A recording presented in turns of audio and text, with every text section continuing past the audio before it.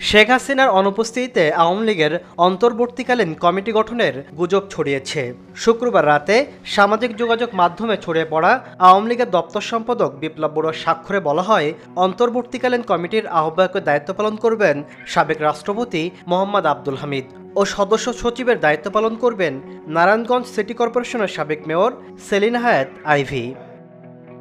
চিঠিতে আরও বলা হয়েছে, 5ই আগস্ট ছাত্র জনতার দাবির প্রতি সম্মান জানিয়ে প্রধানমন্ত্রী শেখ হাসিনা দেশ ছেড়ে চলে যান। তিনি চলে যাওয়ার পর সারা দেশে বিএনপি জামাতের দোসররা আওয়ামী লীগের নেতাকর্মীদের উপর অবর্ণনীয় নির্যাতন চালিয়েছে। সর্বস্তরের নেতাকর্মীদের বাসায় হামলা ভাঙচুরের মাধ্যমে মনোবল ভেঙেছে। বিরাজমান পরিস্থিতিতে শেখ হাসিনা ও তার সুযোগ্য পুত্র সজীব ওয়াজেদ জয়ের দেশে ফেরা সম্ভব নয়।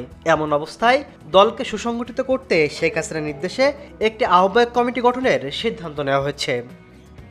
তবে চিঠির এই দাবিকে গুজব বলে জানানো হয় আওয়ামী লীগের অফিসিয়াল ফেসবুক পেজ থেকে। এক বার্তায় আওয়ামী লীগের যুগ্ম সাধারণ সম্পাদক আফম বাহাউদ্দিন নাসিম বলেন, এটি সম্পূর্ণরূপে গুজব ও ষড়যন্ত্রকারীদের চক্রান্তের অংশ।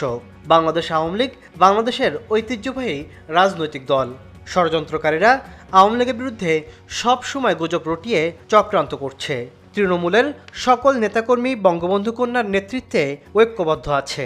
আওয়ামী লীগের সর্বস্তরের নেতাকর্মী ও দেশপ্রেমিক জনগণকে সকল ষড়যন্ত্রের বিরুদ্ধে সতর্ক ও সচেতন থাকতে হবে।